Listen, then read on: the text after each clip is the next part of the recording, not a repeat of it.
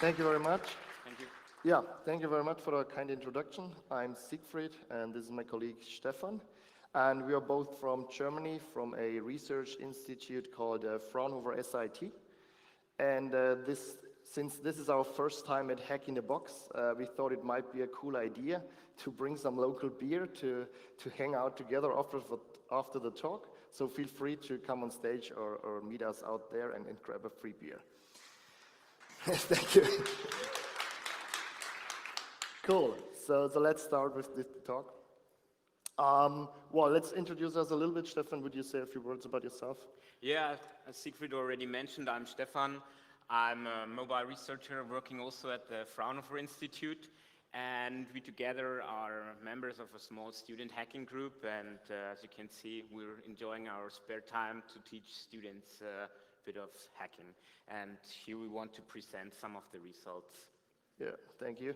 Yeah, I'm Siegfried. I'm a malware and vulnerability researcher at the Institute.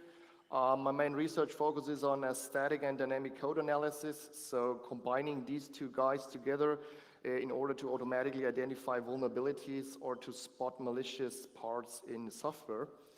Yeah, but this talk is not only about us, as Stefan already mentioned, it's about our team. So we founded a hacking team at our institute consisting of us and a couple of students, and we meet up in our spare time and hang out, have a beer and pizza, and then we look into interesting topics, and this password manager was one of the topics we looked into. So the credits also don't only go to us, it's go to these brilliant students I mentioned here, and yeah. Good, so let's start with the motivation. I guess you all, when you look at this slide, there are different icons, and you probably have an account for this, for instance, for Apple, YouTube, Skype, or whatever. And well, you're all aware we're in the security area, and it's hard to remember all these different passwords. So, well, it's usually not a good idea to have a single password for all of the accounts, and it's also not a good idea to have a password like blah, blah, blah, 1, blah, blah, blah, 2 for the different accounts. So, well, you have to remember all these passwords. And there was an interesting study showing that on average, 90 different accounts, an average user has 90 different accounts, and you have to remember all the 90 different accounts, credentials, which is a hard problem. So the community came up with different approaches to solve this problem. Well, on the top of this line, which goes a little bit away from remembering the passwords to whatever public key crypto. There's other approaches like biometric authentication or picture authentication, where you remember a couple of pictures or some parts in the picture, and this lets you authenticate against their account. Well, but it turned out that there's probably a lot more in the research area, but somehow we still stick to the problem of remembering these passwords. So this goes down to the line, to the notebook, because I see in my personal environment always, especially for girls, they have a paper notebook and they're writing down their passwords in the paper notebook, like in whatever, in page 153, between two addresses, they hide the password. Well, if you do this for 90 accounts and you have to reset, it's probably also not a good idea. And this brings me finally to our talk, the password managers. Well, it's in general a cool idea. So you have a password manager where you put all your credentials, and then you have a very long master password. And once entering this master password, you can access all your sensitive credentials for it. And basically, we talk about this. So we thought in the group, well, it might be a cool idea to look into password managers. So as a first step, we looked on the web. And we checked out different vendors, what they think about password manager and how they promote their password manager. And we found one interesting vendor saying, yeah, so we use AES 256, a very strong encryption scheme. And while our password manager is basically banking level or military grade. So it's like, wow, cool, right? Let's give it a try. And we say, challenge accepted. Let's look into these guys if it's really so hard to break them. So, well, when we thought about this the first time, we thought about this picture. So, well, you have a street here, and you can have a barrier with your 2056 encryption scheme, but there's always a left and a right to basically go around this thing. And, well, it turned out that this was most of the time the case in our vulnerabilities, what we found. So as a first step, well, since we focused on Android applications because mobile is cool and password managers, so we checked out a couple of password managers on the web. So we downloaded only the most downloaded ones because they are the most interesting ones. So for instance, we ordered by their download rate a Keeper, Keep Safe, 1Pass, and so on and so forth. So we collected 9 of them. So the first question which probably comes into your mind, why isn't there X or Y password? Why didn't you look into X or Y? We got this question quite often. And well, there is no special reason. So as I said, we are sitting together, we downloaded 9 different password managers, and then we started looking into the 9 in order to find vulnerabilities. And it turned out that we found a vulnerability in one of them, in each of them, at least one. And then at some time, well, we got bored and we said, well, let's stop this project and continue to another project. So there's no special reason why we didn't look into another one. And I also want to state that this is not a complete pen test. So it might be the case there are more vulnerabilities in it. We only basically looked in it and we identified a few of them. Good, so let's talk a little bit about the core features or the features we identified by looking into these apps because they are interesting for the talk. So while there is confidential password storage, well, with the master password, which I already explained, then there is this great feature of a secure synchronization, because if you have 2 devices or a PC and a device, and you would like to add whatever credentials in your whatever Android device, it should be synchronized with the PC, so you should also be able to log in into your PC. Another thing, again, for user convenience, autofilling. So once you open, for instance, a Twitter application, it should be automatically and magically fills in your credentials because the user is lazy and he wants this. That was a great idea.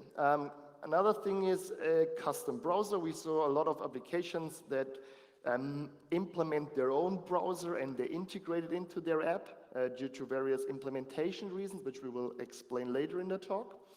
And the last feature, which is basically, well, they said, well, remembering this very long master password is probably hard for a user. Let's give them also a chance to remember a small PIN, and this is basically similar to the master password. And we will also say a few words about this later. Good, so this slide shows an overview about the different interactions which are important for the following talk. It's not complete, but it is enough for explaining our vulnerabilities. So this box here symbolizes the smartphone, and this box basically is the password manager app which sits in its sandbox, in an Android sandbox. And what we found that most of the password manager apps store their master password in a file which is in a sandbox, which is usually okay. It's encrypted, sometimes not. We will mention this in a second. Database, so the credentials or the account credentials what you enter are also stored at a database in your sandbox. This is, well, for convenient, I edited plain text, but usually they're encrypted, sometimes not.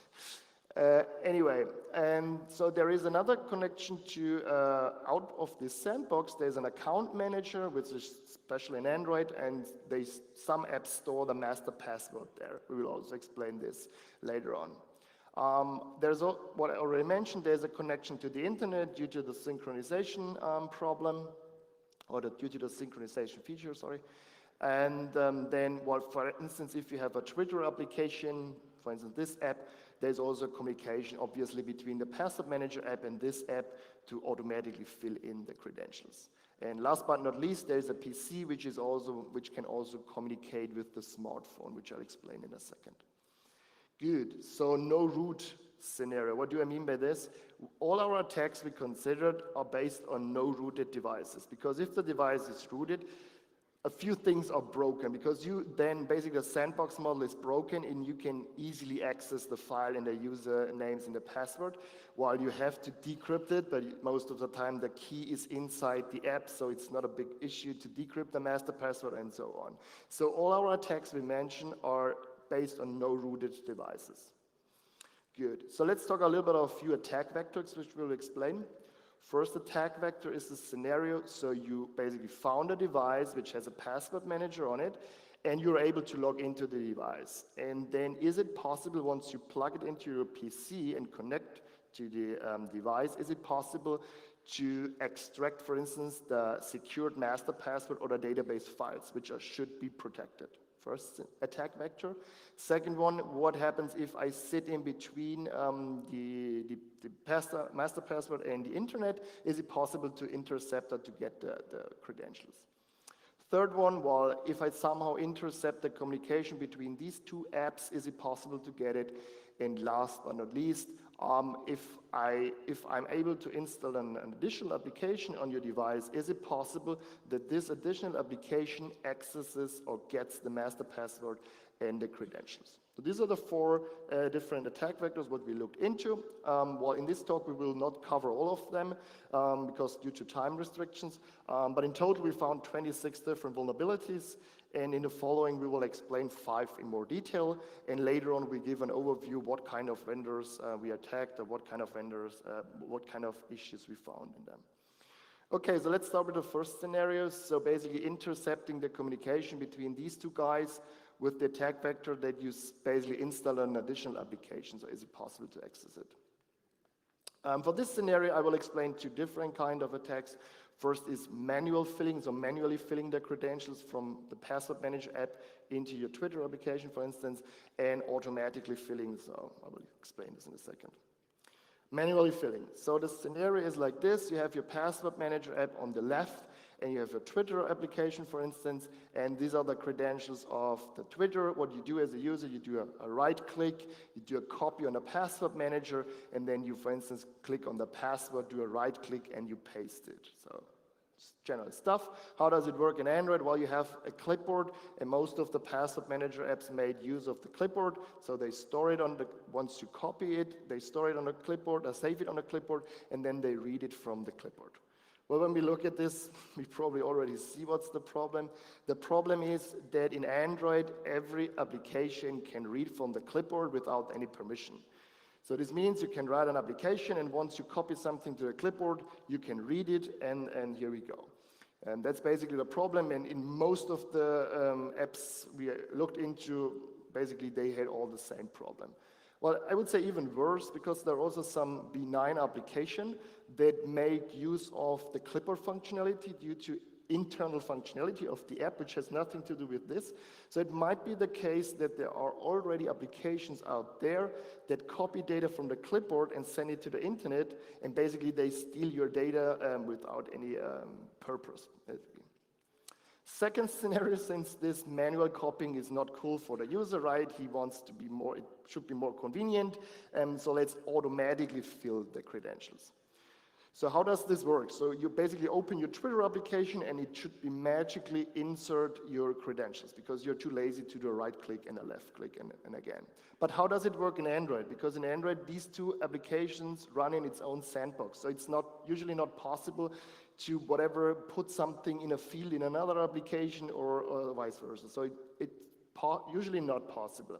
So how do they do this? Well, the one possibility is a so-called accessibility service, which I'll explain in a second. So an accessibility service, so you have your password manager application, and you add an additional service, a so-called accessibility service. And this service is integrated into your app. And for instance, once you open the Twitter application and you click on the password field, it automatically triggers a callback in the accessibility service saying, hey, now the user clicked on the password in this app, and you can also fill or add some data into it. So why is this the case? Because I said it's usually not possible. So I have a quote from the Android developers saying, yeah, so this accessibility service is an application that provides a user interface enhancement to assist users with disabilities. Now it makes more sense, right? And users who are driving, taking care of young child, and very loud party. So I really like the last one here. But yeah, so it makes sense. So they come up with this accessibility service due to people with disabilities to make it easier for them to interact with the app. But when we read this, everything fits perfectly to the password manager apps, right? No, obviously not. So they basically abuse this thing and make use of it. But the big question is now, so we now know that it's possible to identify fields in another application, but how do you know automatically that these credentials, for instance, should be passed into the Twitter application? So Twitter, for instance, has com.twitter.android as a package name, a unique identification of the app. So how do you do this? Well, they thought some application password manager might be a cool idea. Let's look into this a little bit. When you add a new password credentials, where you add the name and you add the website, twitter.com, username and password. And there is the Twitter application which starts with com.twitter.android, right? So they thought, cool, right? So there is a connection between this URL and the package name. So let's make use of this. So what they did is, they parse basically at twitter.com, then they reverse it to twitter.com, then they check it if it matches with com.twitter, with com.twitter. All right, that's okay. With com.twitter, and then it checks if the current activity has a text password field in it, and if this is the case, it automatically injects the credentials. So it looks good, right? But what happens if they only check for the prefix? So they only check for com.twitter and not an equals. So this means I can come up with an application, for instance, com.twitter.twitterleaks, com.twitter.hackinabox, whatever. I run an application with a password field in it, I open it, and it magically inserts the credentials of Twitter. And for this, we also have a demo, a short demo. Oh yeah, demo time.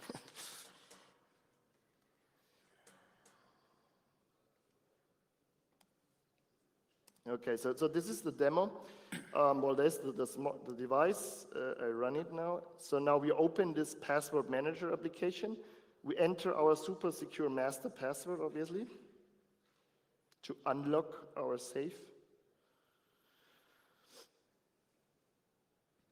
There is our Twitter credentials, well, random credentials. You can use them, they don't work. And now we see that we will add this super cool feature of automatically filling the credentials. For this, we have to register the accessibility service. It's in the settings, this activate autofill, you see it here. Well, it adds the master password, and now it says, yeah, you need to register the accessibility service. Now you're basically in Android. In Android, you have to explicitly register this guy, the accessibility service, which is a good thing. Now you're enabling the accessibility service, and now Android is saying, hey, dude, are you sure? Because Avast wants to observe your actions and retrieve your window content. And the user says, yeah, obviously, yes, because I would like to have this autofill feature. And he clicks on OK. And then it says, well, we go back.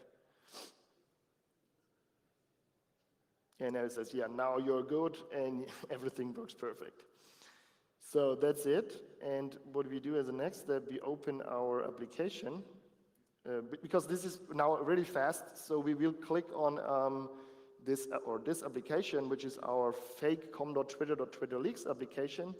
And what we see here, when we click on it, it immediately inserts the credentials. So this means it accesses the username, the password, and just that you see it, this is a dot notation, so we added the real password here. So this shows basically you can come up with an application and it will automatically insert it.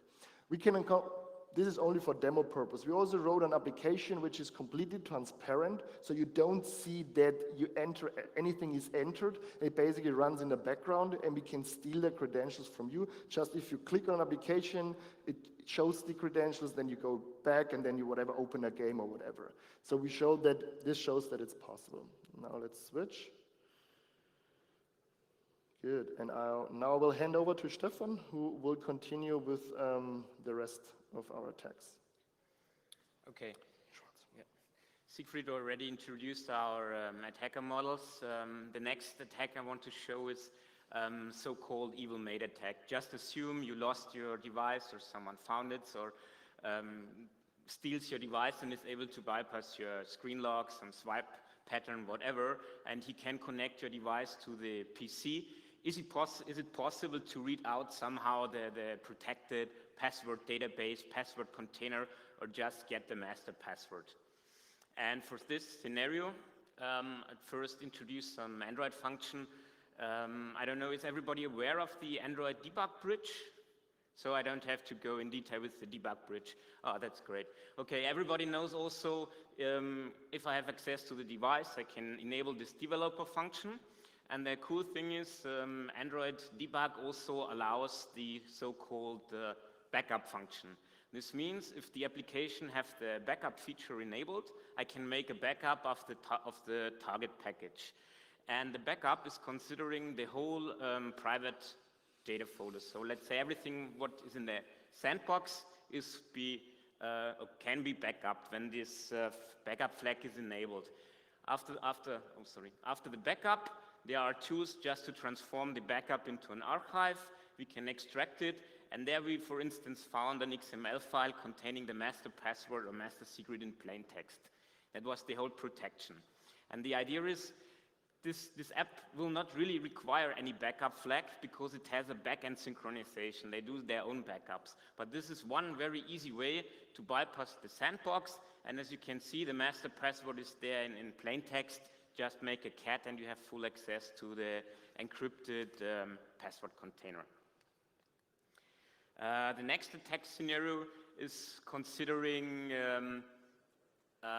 more on the app side. So I can, for instance, trick the user to install a malicious app, or when I steal the phone, can install a malicious app or whatever. So the idea is just to bring an app on the target device. And before I explain the attack in detail, I want to make a short side note. I think everybody knows the browser problem here. On Android, we have a lot of different browser types, and as I already mentioned, or Siegfried explained, we have our password manager app. And now the idea of the password manager is somehow to also enable this auto login feature for the browsers. So how can we fill the login or the password post form automatically in different browsers? The best solution would be when we have each browser provides some common API which we can use to inject our content. But the problem is there is no such API. So the developer of such password manager apps come out with a new idea. What about if we build our own browser? So here we see we have our password manager app, and now they built their own browser. The problem is that the own browser is part of the application. So this means the browser is running in the same process as the application and is also part of the same sandbox. The advantage now is because the browser is part of the application, the password manager completely can control this browser.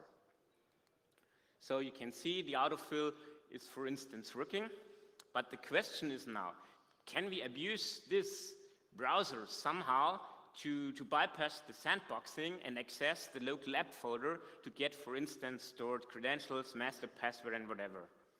So at first, a few details about the browser. How are they designed? As I already mentioned, they are part of the app, so they are running in the same process, so they are part of the sandbox.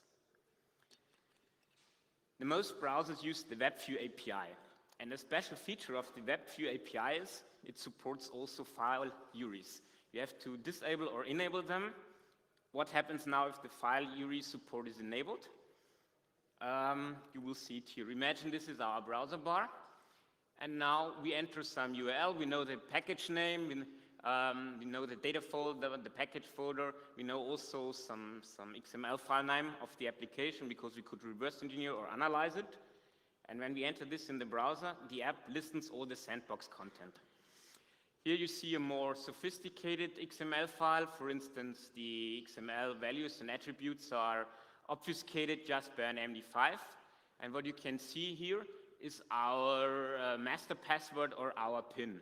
It's here base 64 encrypted, so we cannot read it, but it's also really encrypted with an additional key. The question is now, for decrypting the master password, we need the key. And where can we get this key? This is very easy. We just look into the code, because the key is hard-coded in the application. This one here is a more sophisticated. They have obfuscated the key by splitting it up in two parts, but we found different other password managers who had just a complete string, which they use as encryption key. So as you saw, we get access to the WebView, so we could read out the stored master password, use the encryption key, the algorithm, and decrypt the master password. So another attack, as Siegfried also mentioned, now we get access to the master password files or database. But there's also, we found one application who thought, okay, we make it a more bit sophisticated. We put it in the account manager.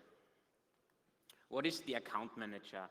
The account manager is some centralized class provided by Android. It's based on a simple SQLite database, and it's restricted with system permission. This means no application can access this database directly. For writing, reading, or interacting with this database, Google especially offers a special API, and each app can use this API. Despite of the using, there's still separation, because it cannot be that application A can read out something from application B. Here is also a short citation from the Google developer website, which really says you shouldn't pass the user actual password to the account manager. You just should use some special token. So to sum this up, don't store your master password or your credentials in the account manager. Guess what happens? I'll show a short demo. Then after that, I will explain the demo in details, because I think there will be then a few questions.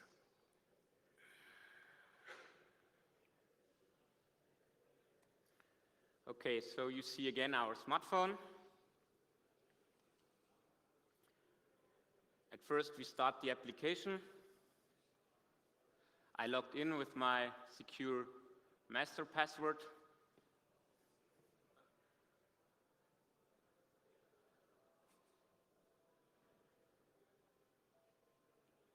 So, as you could see, the password was very complex and hard to remember. I activate some convenient option. It's called the pin lock code. So I can set a pin lock, so I don't have to remember to this complex password.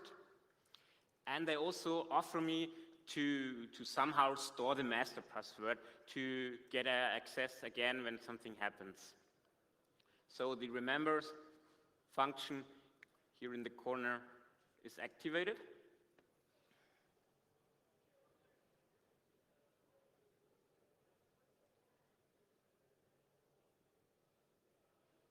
So when I start now the application, you will see my new pin is working. 1, 2, 3, 4. So I can also use the pin instead of the master password. Everything is fine.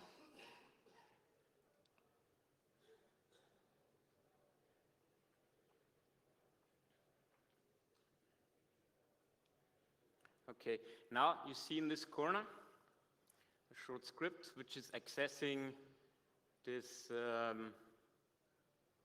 central database I already mentioned. Here. Okay, a few explanations. As I mentioned, the attack is working without root. Now you think I'm cheating because you need root access to this, but this root access is just for you to show or to get access to this database that you see. Okay, where is it? Here. Our application stores somehow encrypted and encoded the database, the master password in the database. So when you now continue,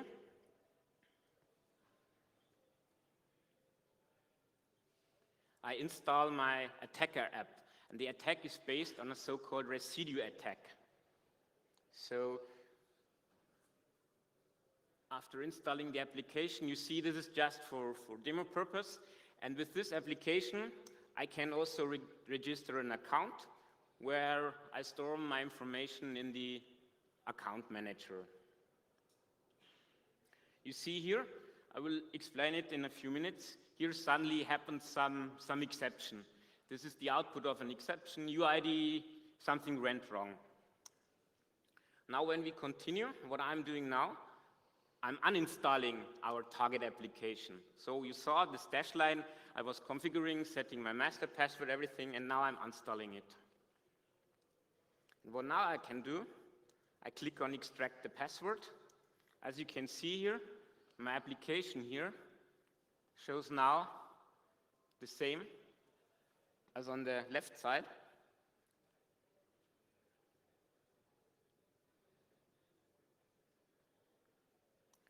And when I click on decrypt, I could decrypt it. The question is now, okay, I have extracted it somehow. Why could I also decrypt it? The same solution as before. Password is the key, the encryption key is part of the application. Okay, what's now the secret behind this attack?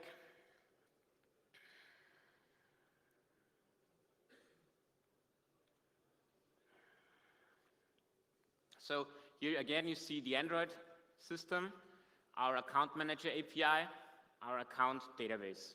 So now when we install an application and the application wants to store some information in this database, it needs a so-called account type.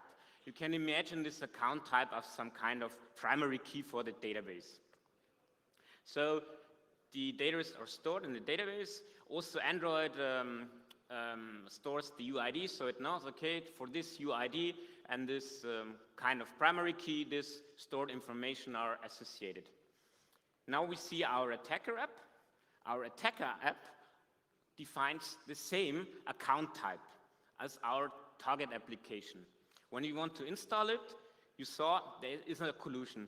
This was the exception you saw in the demo, because the UID, Android recognized, okay, the UID is not matching, it's already blocked, you cannot access this information. But what happens now if we uninstall the dash line? The Android system says, okay, I remove it, but give me a moment, there is someone who still is using this primary key. They do not check the UID, they just check the primary key and say, okay, oh, I cannot remove this information because there's still some application which has registered this primary key. And now we just simply can access and read out this information from this system database. And this is completely working without any root access or something. Here you saw just the code excerpt. It's just a few lines. You saw you build a new instance of the account, some email address. This is the account type or mentioned. This is primary key, catch the exception. And this is just the reading out. You identify your account again by the account type and get all your information. So just a few lines of code. I was testing this code or this exploit on Android version 6 or Android M. I don't know if it's already fixed on Android 7, but I had no newer device. So now these were all demos. I just wanted to list a few further, let's say, fails or critical weaknesses we found in different password managers. The first one is just custom crypto. I don't know, the developer thought AES is not so good. I'm more sophisticated. I built my own crypto. It was based on just some XOR or character flipping. So you can imagine broken by design. Some used AES, but in ECB mode. And the problem is, if you use it for database, use the ECB mode, imagine you store your passwords and some users have for 2 or 3 servers the same password. This means with the ECB mode, each password is encrypted the same way. If now an attacker somehow gets or breaks one password, he can also derive the other passwords from the other services. Also a very funny thing is the self-implemented browsers I show you do not handle or consider subdomains. This means if you store credentials, for instance, for the page mypage.wordpress.com, you can store the credentials. But then if you go to phishing.wordpress.com, he automatically also fills the credential in such a post form because he cannot determine or resolve the subdomains. The browsers also had data leakage problems, enforced HTTP traffic, or use Google search just in plain text. And one application also, we did not show it in detail, but they also did not rely on HTTPS or TLS. They implemented their own crypto transport protocol, and as the custom crypto, this protocol was also broken by design, and it could be possible just to man in the middle and eavesdrop the protocol and sniff the complete password container synchronization to the backend. Just a short slide with a few recommendations and improvements to the password developers. Android provides a key store. in the newer version, it's also combined with hardware system or TPM module. So if you want to store credentials, the secret master password, why ever, put it in the key store. There it's better, but the overall recommendation is don't store the master password. When you do crypto, don't put any string in the application. Do some key stretching or key derivation. The Android API provides the PBKDF2 function. It's not the fastest, but for instance, Facebook also offers a good crypto library. It's called Conceal. They also offer PBKDF2. It's around, I think, 1,000 times faster and also uses a more secure hash algorithm than the Android API, but do key stretching. Avoid hard-coded keys. I think I don't have to say anymore. And when you're using AES, for instance, database encryption or file encryption, use a good crypto mode like CBC and GCM. And do not abuse the account manager.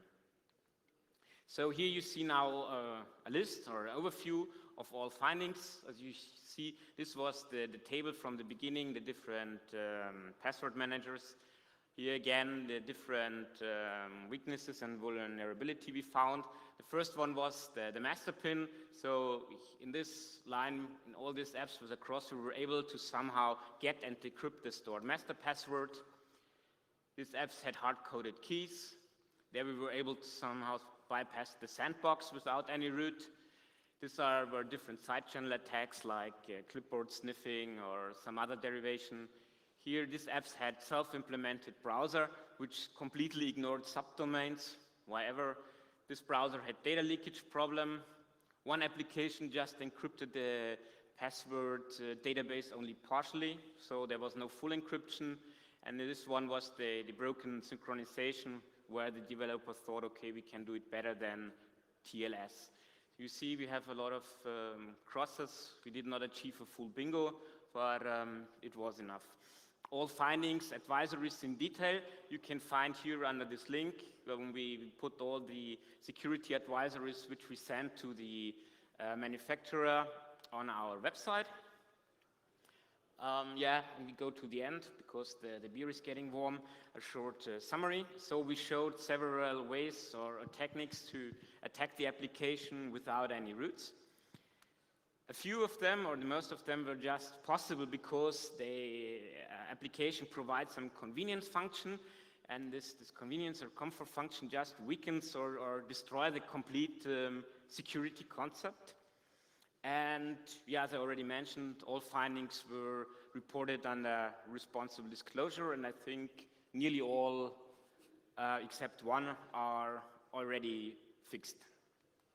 So I can only say thank you for your attention. If you have any question, feel free to ask. If you are thirsty, take some beer.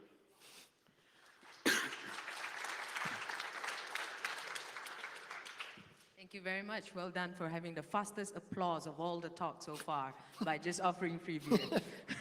Any questions from the floor before we get to the beer? Oh, wow, I'm surprised. Yes, there is one. Thank you for the talk. Have you encountered any password manager that tries to protect the data even despite root attacks? Because there are countermeasures that can do it. Sorry, did you understand it? Only partially. Only So partially the you microphone. were saying that they implemented some ways to circumvent our attacks? No. Have you found any password manager that tries to protect its data even in the presence of a root access? We found, not really protect, but there were, for instance, LastPass informs the user, he's made a small window and says, we recognize your device is rooted, please don't store the password. But then you say, okay, despite of this, I want to store it, you store it. But there's no really, let's say, active protection against rooting or, for instance, do not start the application or preventing password storing or whatever. Some recognize it, but it's then a user decision how to handle the warning. And how good was the obfuscation, if there was any, on those products? There were no really obfuscation. It was just the ProGuard shrinking shortening the name. But if you, for instance, whatever DexCard or some really hardening framework, there was no obfuscation. This was very easy. For instance, the demo, which stored I showed in the demo video, the dash line, they had the encryption part in native, but this is also just security by obscurity. So you can also reverse the native part. In this case, I have to say I was a bit too lazy. I just put the library in the application and used the static key. Thank you. Yeah. Any other questions? Feel free to enjoy the... Oh, wait. Which password manager you recommend to use is best from your analysis? To be honest, I have a small self-written one where I can enter the password based on an XML file. It's encrypted and decrypted. No autofilling, nothing, no password remembering. Just use a bit of AES encryption and the XML file. But if you, for instance, the password manager we showed, when you disable all this convenience feature and don't store the master password, they should be secure. Use it just as a container. Don't use all this autofilling, shifting, storing, remembering, shortening features. Then it should be okay. Thank you. Any further questions? No? Well, thank you very much, Sigrid and thank you. Stefan. Thank you.